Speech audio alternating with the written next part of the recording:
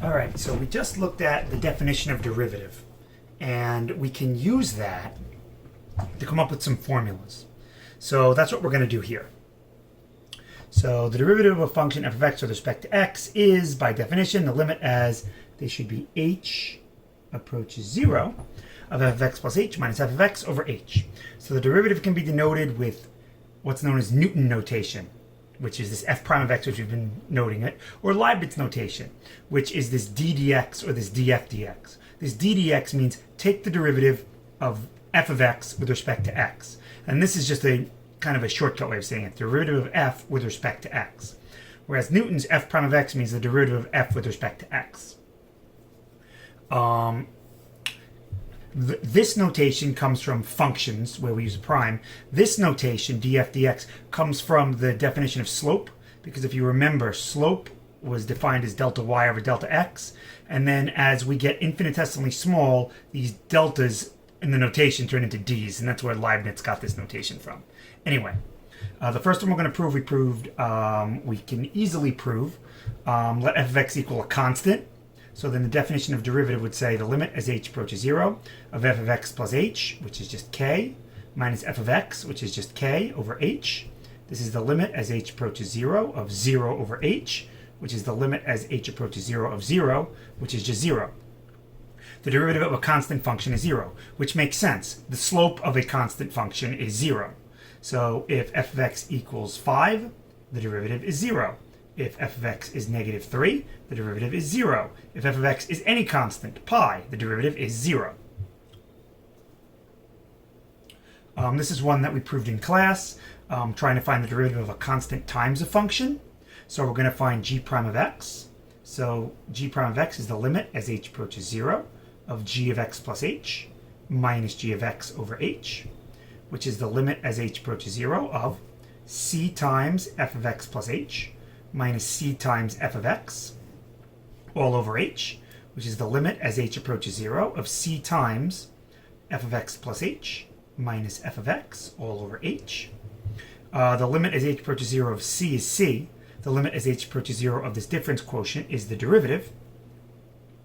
And so the derivative of a constant times a function, because remember this is c times f of x, c times f of x, the derivative is c times f prime of x, which means if I'm taking the derivative of a constant times a function, I can just yank out the constant. Okay, let h of x equal this. Well, and probably I shouldn't like h of x, probably use like p of x, because we already have h in the definition. So then we prove this in class as well. The limit as h approaches 0 of p of x plus h minus p of x over h, that would be p prime of x. That's the limit as h approaches 0 of f of x plus h plus g of x plus h minus f of x plus g of x all over h. We can do some rearranging to get the limit of f of x plus h minus f of x plus g of x plus h minus g of x. And then since it's all over h, I can break the h's up. And this limit of a sum is the sum of the limits. The derivative of a sum is the sum of the derivatives. And if we're going to make a conjecture, the derivative of a difference is just the difference of the derivatives. And we can prove that in the same way. We just let p of x be f of x minus g of x, and then this would be a minus sign, this would be a minus sign, and it works itself well out. We proved in class where if x to the n, where n is a natural number, that the derivative is n x to the n minus 1. And in fact, even if n isn't a natural number, the derivative is still this. And we're going to take that as a theorem for now, and we're not going to prove it till later because we don't have the math to prove it until later, but we will prove it. So just some examples of this. If f of x equals x to the third, then the derivative will be 3x squared, because the 3 comes in front, and 3 minus 1 is 2. X to the ninth, the derivative is 9x to the eighth. F of x is 3x to the fifth. So f prime of x will be 3 times 5x to the fourth, which is 15x to the fourth. So you notice that this was a constant times the derivative. This is the same thing as x to the 1/2, and here's where we're making the assumption. 1/2 is not a natural number, but we'll assume that it works for this because it does, and we're going to prove it later in the year. This is 1/2 x to the negative 1/2, which winds up being 1 over 2 rad x. Another way to write this is x to the negative 1. So this is, the derivative is negative x to the negative 2, which will be negative 1 over x squared. The negative 1 comes in front, and we subtract 1 to get negative 2. This would be the fifth root of, let me get this here because it didn't print out so clearly. This is the fifth root of x to the 4th. So another way to write that is x to the 4/5. So the derivative would be 4/5 x to the negative 1/5, or 4/5 and then x to the negative 1/5 is the fifth root of x in the denominator. So now, if you want, you can pause the video and make a conjecture here. What do you think the derivative of a product is? Well, if you were to guess, based on everything we've done, you would say that the derivative of the product is the product of the derivatives. So we're actually going to check that, and we're going to see if that actually works.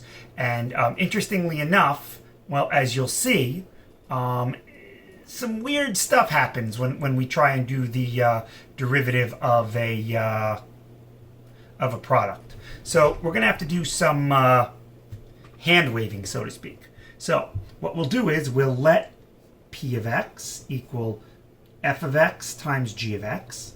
And now we want p prime of x. So p prime of x would be the limit, as h approaches 0, of p of x plus h minus p of x all over h. That's the limit, as h approaches 0, of f of x plus h times g of x plus h minus f of x g of x all over h. And now we're kind of stuck, because I can't just break this up. I would need an f of x plus h minus f of x. So we get a little stuck here. So what I'm going to do is I'm going to add 0 to the numerator. But I'm going to add it in a funny way.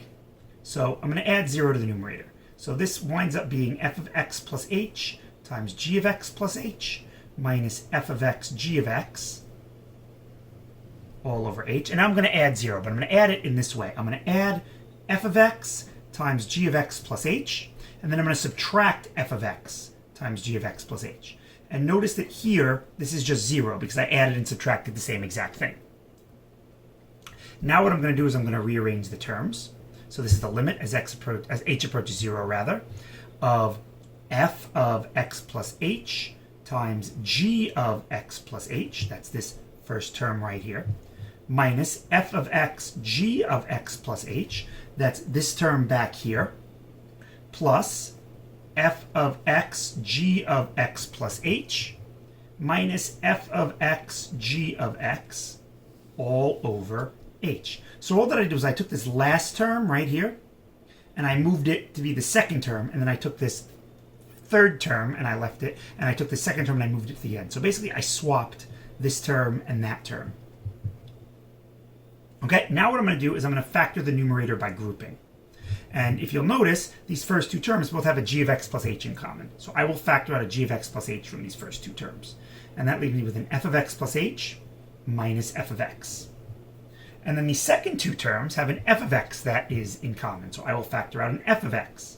And I'm left with g of x plus h minus g of x. And this is all over h. And maybe you're noticing something. We have, once again, this f of x plus h minus f of x. And we have this g of x plus h minus g of x, which is part of the derivative definition. That's what we want. So let's rewrite this again. This is the same as g of x plus h times f of x plus h minus f of x over h plus f of x times g of x plus h minus g of x all over h. And all I did here was some basic arithmetic, or algebra if you will, where this is f of x over 1 times g of x plus h minus g of x all over h. So I just broke it up that way. And this is a sum, so I broke up the fractions this way. If you simplify this line by multiplying out the numerators and then getting a common denominator, which we already have is h, you see that this is what we get. And this is nice. The limit of a sum is the sum of the limits, as long as the limits exist. And the limit of a product is the product of the limits, as long as the limits exist. So as h approaches 0, g of x plus h just becomes g of x. as h approaches 0, this whole thing here just becomes f prime of x. As h approaches 0, f of x just stays f of x. And as h approaches 0, this thing becomes g prime of x. And we wind up with the derivative of a product, the derivative of f of x times g of x, is actually the second function times the derivative of the first, plus the first function times the derivative of the second. Or if I want to move this around, I can. It's the first times the derivative of the second, plus the second times the derivative of the first. I just use the commutative property.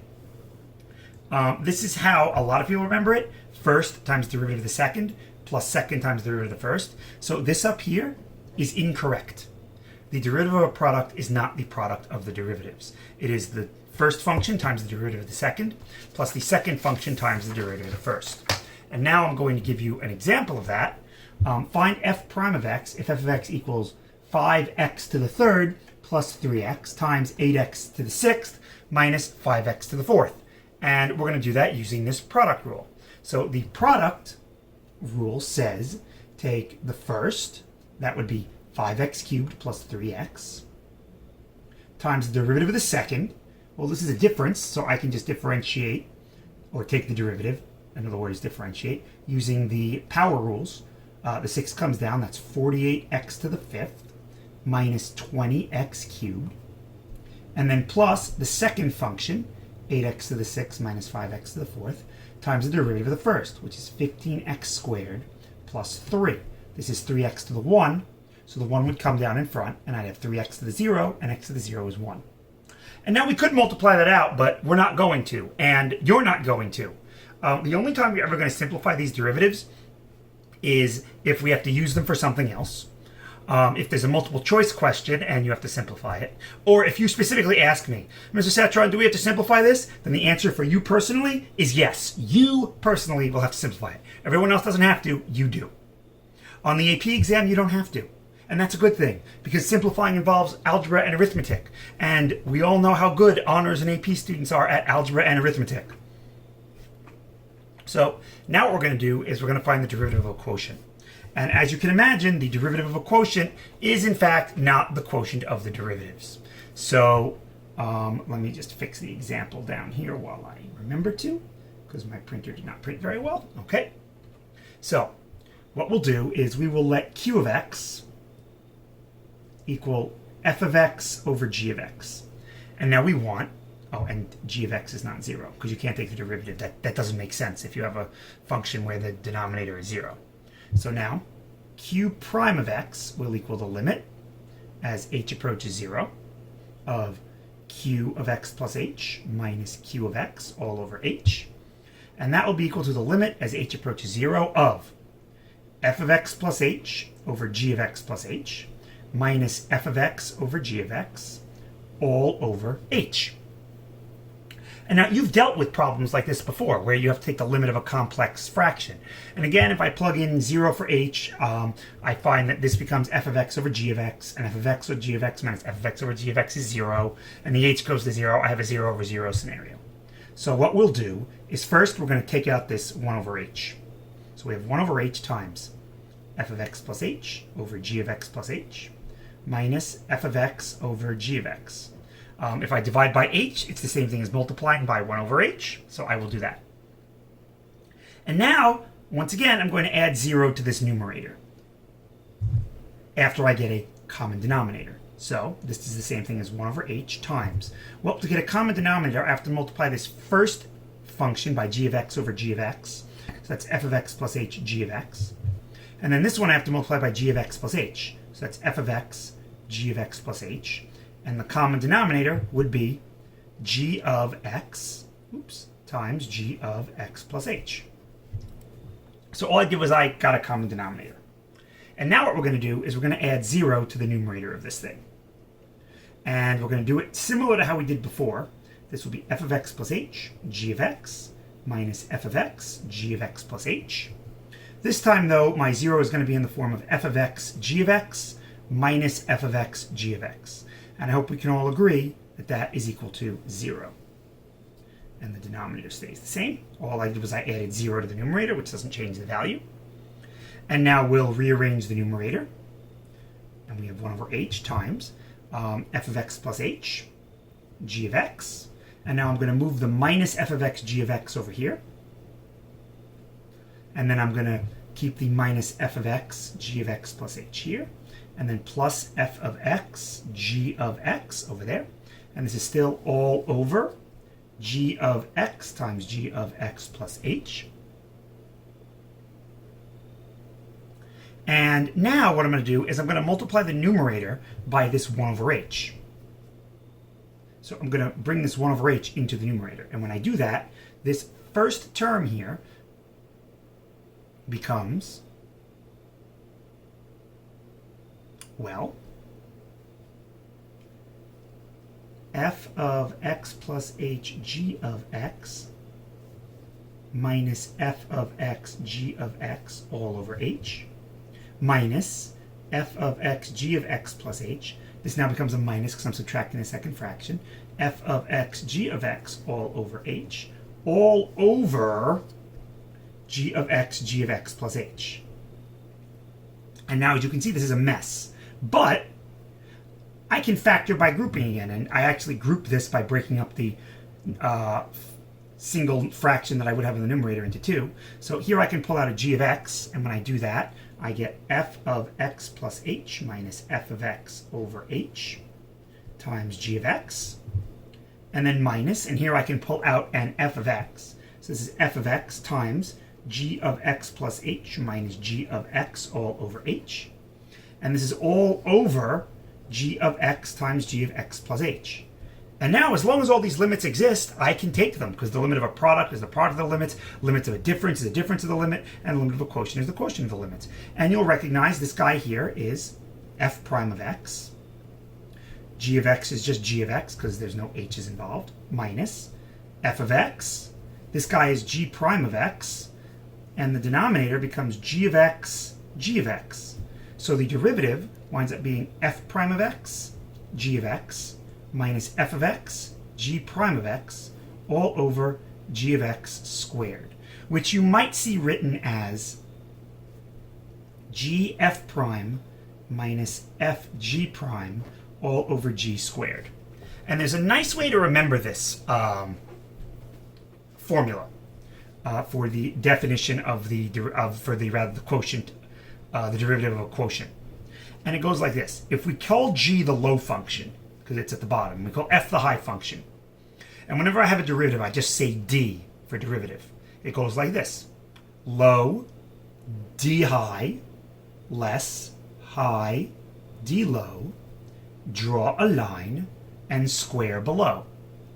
Low, d high, less, high, d low, draw a line, and square below. So let us try and find the derivative of this quotient. Well, low, that's the bottom function. D high, so we take the derivative of this function in the numerator. Less, high, D low, so now we take the derivative of the denominator. Draw a line and square below. And there is our derivative of a quotient. And that, ladies and gentlemen, is the derivative formulas for the sum, a difference, a product, and a quotient. Yes, you have to memorize them. Yes, it's easier to memorize them than to rederive them based upon what we did. But we will be using them so often that you will remember them. So I hope you enjoyed this video. It gets, as always, the Cetron seal of approval. Thank you very much for watching, and I look forward to seeing you in the next video. Bye. Bye-bye.